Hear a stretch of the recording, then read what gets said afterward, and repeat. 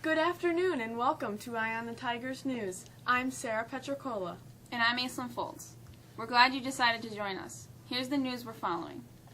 Happy Election Day, and for most of us, the happiness comes in large part because today will be the last day of the endless campaign attack ads that have dominated the last several weeks.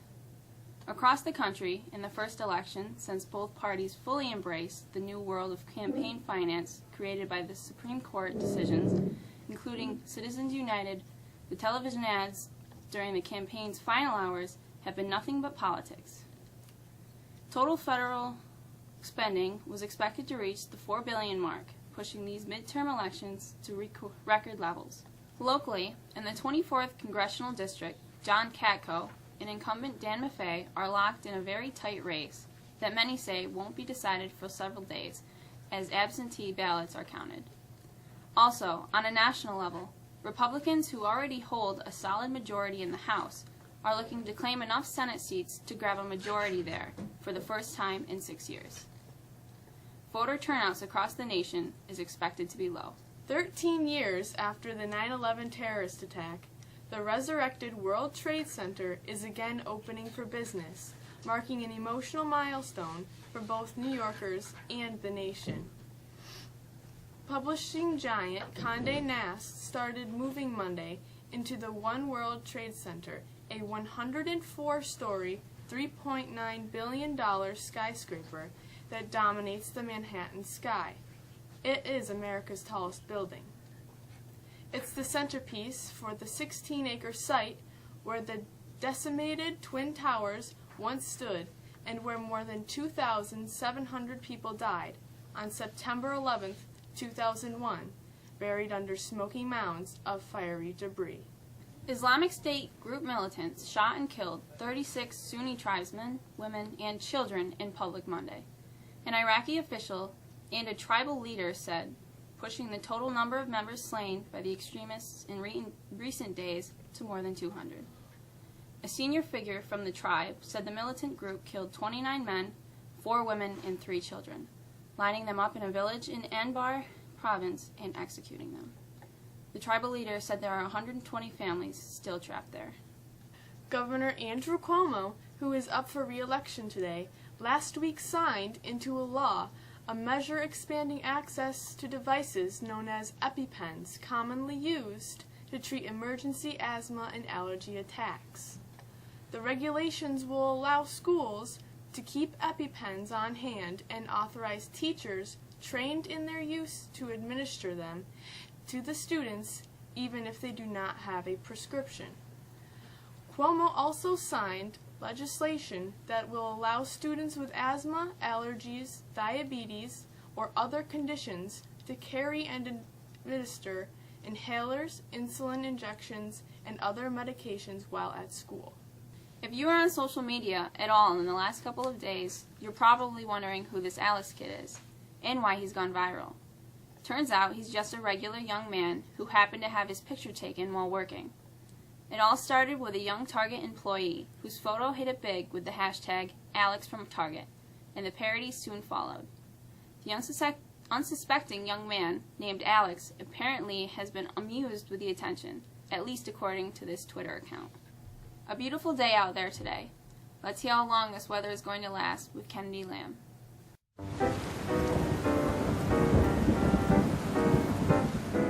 What a great day today. Sunshine and temperatures well above normal in the 60s will continue into Wednesday. But of course, all good things must come to an end. We'll see some showers enter the area tonight. Wednesday will feature some sun and clouds with temperatures coming back into the low 50s. And then we'll really see some changes as the next weather system comes in for Thursday. Clouds and rain for Thursday and Friday, with temperatures struggling to stay in the mid-40s. And we could even see some flakes on Friday. So, moral of the story, enjoy today. The Giants lost their 3rd game in a row last night. Here's Patrick Howell with a look at the sports. The New York Giants desperately needed to bounce back with a win against the visiting Indianapolis Colts to keep their fading playoffs hopes alive. But following an awful performance in the loss to Pittsburgh, The Colts beat the New York Giants 40-24 behind Andrew Luck's 4 touchdown passes and an improved performance by a defense that kept Eli Manning off balance. With his franchise record 7th consecutive 300-yard game, Luck led the Colts to a lopsided win 1 week after a 51-34 loss. Kenyans again dominated this year's New York City Marathon, held on Sunday. Wilson Kipsang overcame windy and cold conditions to win his first New York Marathon.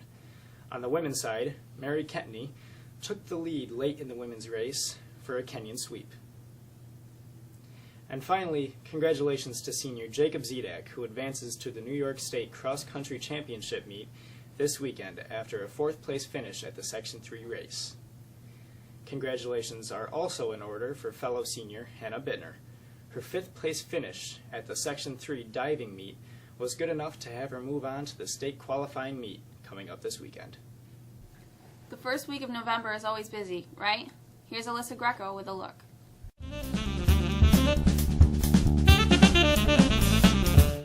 National French Week highlights the calendar this week. Members of the high school's French club have something creative planned for each day of the week. Make sure you mark your calendar for this year's Fall Play Electra. Opening night is Friday, with the second show on Saturday. Both curtains go up at 7. And looking forward, students will have a nice long weekend coming up. No classes on Monday, as teachers will enjoy a professional development day, and we all celebrate Veterans Day on Tuesday. Have a great week. Here's a peek at this day in history. Here's Andrea Ross.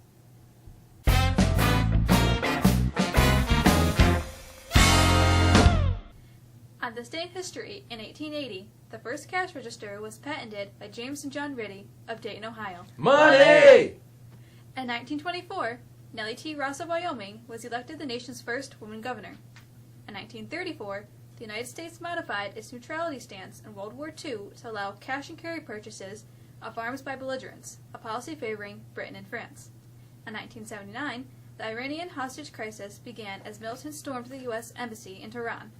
And in 2008, Democrat Barack Obama was elected the first black president of the United States, defeating Republican John McCain. Thanks again for joining us. For the staff of Eye on the Tigers News, I'm Mason Foltz. And I'm Sarah Petricola. Look for us again tomorrow. Have a great election day.